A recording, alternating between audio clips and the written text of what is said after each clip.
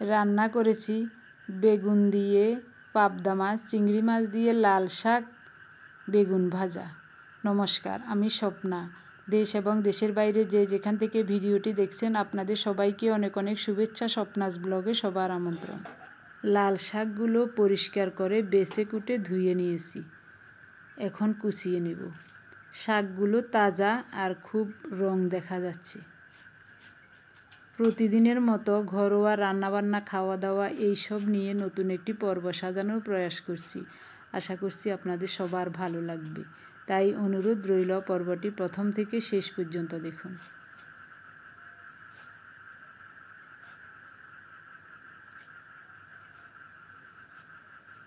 চিংড়ি মাছ দিয়ে লাল শাক রান্না করব। বেগুনগুলো উপর দিয়ে ধুয়ে নিয়েছি, এখন কেটে নিচ্ছি। সামনের অংশ আর পিছনের অংশ লাল শাকে দিয়ে দেব। বেগুনটাও তাজা এবং কচি। পাবদা মাছগুলো ফ্রিজেই ছিল, বের করে রেখেছি সকালবেলায়। বরফ ছাড়ার পর একটু ধুয়ে নিয়ে লবণ মাখিয়ে রেখেছি। কাটাকুটি হলে মাছগুলো পরিষ্কার করে ধুয়ে নেব।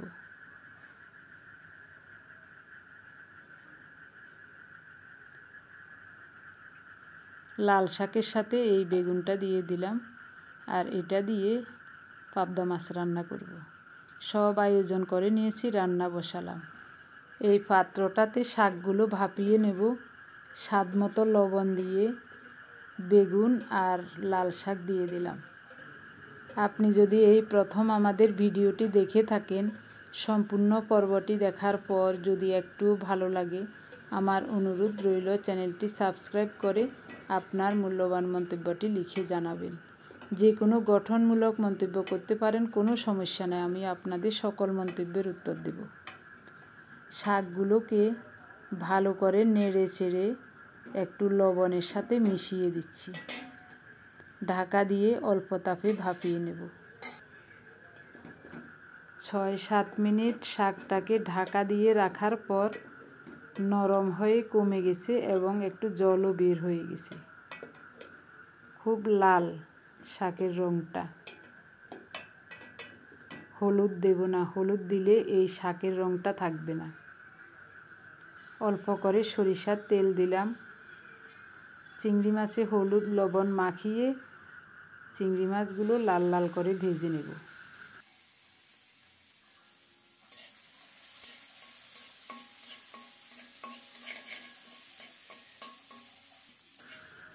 খুব সুন্দর মতো চিংড়ি মাছগুলো ভাজা হয়ে গেছে, কড়াই থেকে আর উঠাবো না। চিংড়ি মাছগুলো সাইডে রেখে আর একটু তেল দিলাম। তেলটা গরম হলে ছেঁচে রাখা রসুন দিলাম। রসুনটাকে নেড়ে চেড়ে একটু ভেজে নেব। রসুন ভাজা হলে এখন দিলাম কুচানো কাঁচামরিচ।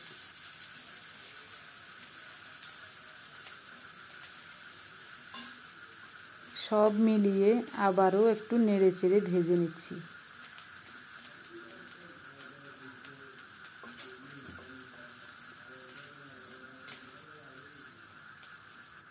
এখন লাল শাক দিয়ে দিলাম।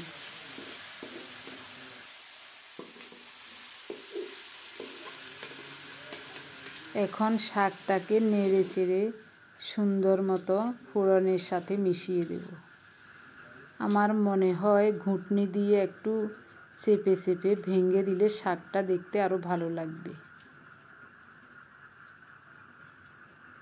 ঘুটনি দিয়ে একটু থেতো করে দিলাম।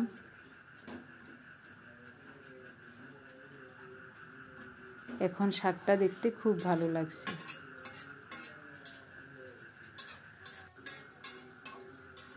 সুন্দর মতো হয়ে গেল চিংড়ি মাছ দিয়ে লাল শাক রান্না। এখন নামাবো। কড়াইতে সরিষার তেল দিলাম, বেগুন ভাজা করব। বেগুনে একটু লবণ হলুদের সাথে চাউলের গুঁড়া মাখিয়ে নিয়েছি। এতে করে বেগুন ভাজার সময় বেশি তেল টানবে না। বেগুনটাও খেতে ভালো লাগবে। ঢাকা দিয়ে দিলাম। 2 মিনিট পর ঢাকাটা উঠিয়ে এখন বেগুনগুলোকে উল্টিয়ে দেব। এরই মধ্যে বেগুন সিদ্ধ হয়ে গেছে। এই পিঠটা একটু লাল লাল হলে নামাবো। বেগুনের সাথে একটু চাউলের গুঁড়া মাখিয়ে দেওয়াতে তেল বেশি টানে নাই। ভাজা হয়ে গেছে, উঠিয়ে নিলাম। ওই অল্প তেলেই পাবদা মাছ ভেজে নেব। পাবদা মাছে লবণ, হলুদ আর একটু সরিষার তেল মাখিয়ে দিয়েছি। বেগুন ভাজাটা দেখতে খুব ভালো লাগছে। হলুদ লবণের সাথে পাবদা মাছে একটু তেল মাখিয়ে দেওয়াতে মাছগুলো একটুও ফাটে নাই। খুব সুন্দর মতো এক পিঠ ভাজা হয়ে গেছে। ও পিঠটাও লাল লাল করে ভেজে নেব।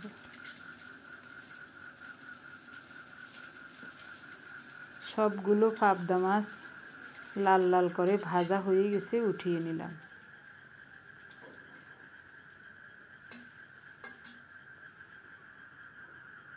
অল্প করে সরিষার তেল দিলাম। ফোড়নে দিচ্ছি কালো জিরা, 2টা কাঁচামরিচ কেটে দিলাম, একটা মাঝারি সাইজের পেঁয়াজ কুচিয়ে দিলাম। পেঁয়াজটাকে বাদামি করে ভেজে নিয়ে এখন বেগুন দিয়ে দেব। বেগুনটাকে একটু হলুদ দিয়ে মাখিয়ে দিয়েছি যাতে কালো না হয়। নেড়ে চেড়ে ঢাকা দিয়ে কিছুক্ষণ কষিয়ে নিলাম। বেগুনটা প্রায় সিদ্ধ হয়ে গেছে। আবারও নেড়ে চেড়ে খুব সুন্দর মতো কষিয়ে নিয়েছি। কেটে রাখা একটা টমেটো, স্বাদ মতো লবণ, ছোটো চামচে 1.5 চামচ হলুদ, 2 চামচ গুঁড়ো মরিচ দিলাম। চুলার তাপটা কমিয়ে দিয়ে বেগুনটাকে লবণ, হলুদ, মরিচ দিয়ে আরও কিছুক্ষণ কষিয়ে নিয়েছি। কষানো হয়ে গেছে, এখন ফোটানো গরম জল দিলাম। ঝোলটা ভালো করে ফুটে উঠলে এখন পাবদা মাছ দিয়ে দিলাম। মাখো মাখো ঝোল রাখবো।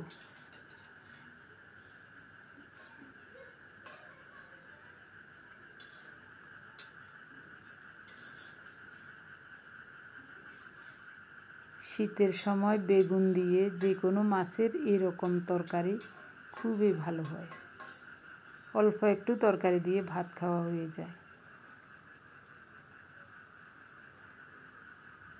কুচানো 3-4টা কাঁচামরিচ দিয়ে ঢেকে দিলাম। 2 মিনিট রান্না করার পর এরকম হয়েছে। আর বেশিক্ষণ চুলার উপর রাখবো না। ধনেপাতা কুচিয়ে দিলাম। এখন নামাবো।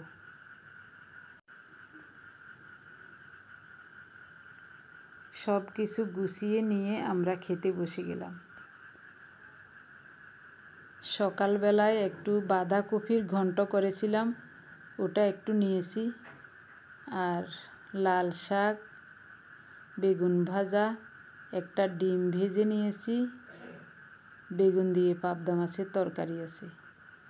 আর কিছুই লাগবে না, শুধু এখানে 1 চামচ ঘি নেব ডিমের সাথে। হয়ে যাবে স্বাস্থ্যকর একটা খাবার। আমার এই খাবারটা কেমন লাগছে কমেন্টস করে জানাতে ভুলবেন না। 1 চামচ ঘি নিলাম।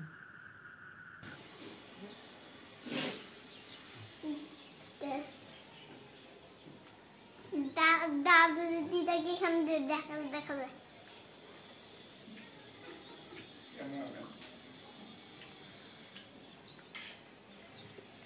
দিদা খায় সবজি আর দাদু খায় ভাত। তুমি কি খেয়েছো? আমি কিছু খাইনি। একটু এদিকে আসো। তেল লাগাই দিমু বেগুনটা খুব ভালো লাগে।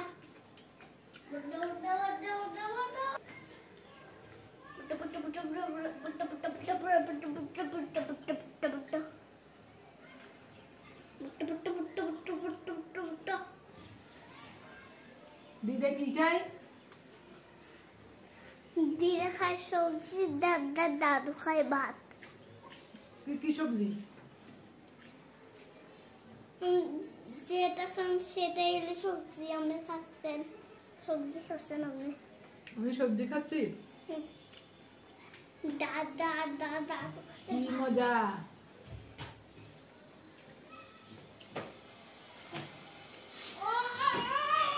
বেগুন ভাজাটা কি দারুণ লাগে।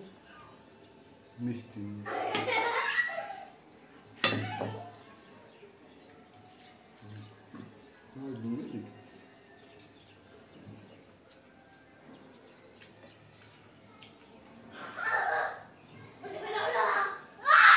ছোট ছোট এরকম মাইক ভালো হয়েছে। ভালো হয়েছে।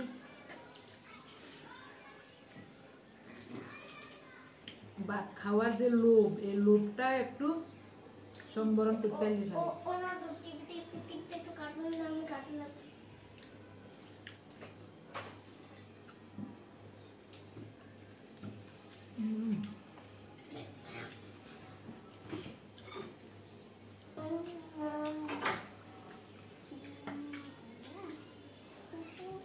এগুলো কারণ দিয়েছে। এই কুবলি কুবলি। সকালবেলায় উনি 3 কেজি আতপ চালের গুঁড়ো করে এনেছেন মেশিন থেকে। অর্জন পিঠা খেতে খুব ভালোবাসে, বিশেষ করে ভাপা পিঠা। তো ভাপা পিঠা তো গুঁড়ি ছাড়া হবে না, তার জন্য চাউলের গুঁড়া করে এনেছি। নাতিটাকে সকাল বিকাল পিঠা বানিয়ে দেব। এটা তো দারুণ হয়েছে। আমাদের সবার খাওয়া দাওয়া শেষ। আমার নাতি বসে বসে টিভি দেখছে, ওর মা ঘুমাচ্ছে। ও ঘুমায় নাই, ও সারাদিন মিষ্টি দুষ্টুমির মধ্য দিয়ে আমাদের সবাইকে আনন্দে মাতিয়ে রাখছে। আমার প্রিয় ভাই বোন বন্ধু স্বজন, এখন বলবো আপনাদের নামগুলো। গতকালের ভিডিও দেখে প্রথমেই কমেন্টস করেছিলেন লিপি কুকিং দক্ষিণ দিনাজপুর বুনিয়াদপুর থেকে, রানু বেগম ইতালি থেকে, সুমিতা দে আসাম থেকে, মল্লিকা ঘোষ শিলিগুড়ি থেকে, বেবি মুখার্জি, বনানী ব্যানার্জি মুর্শিদাবাদ থেকে, অঞ্জনা মুখার্জি ঝাড়খণ্ড ধানবাদ থেকে, রাখি মণ্ডল বেঙ্গালুর থেকে, বিভা সেন গুয়াহাটি আসাম থেকে, হুমাইয়ারা ফেরদৌস। আপনাদের সবাইকে জানাই অজস্র অজস্র ধন্যবাদ, অভিনন্দন এবং কৃতজ্ঞতা। আপনারা যারা প্রতিনিয়ত ভালোবেসে আমাদের ভিডিওগুলি দেখে যাচ্ছেন, আপনাদের সবাইকে জানাই অজস্র অজস্র ধন্যবাদ, অভিনন্দন এবং কৃতজ্ঞতা। সবাই ভালো থাকুন, সুস্থ থাকুন। দেখা হবে আগামী পর্বে। ধন্যবাদ সবাইকে।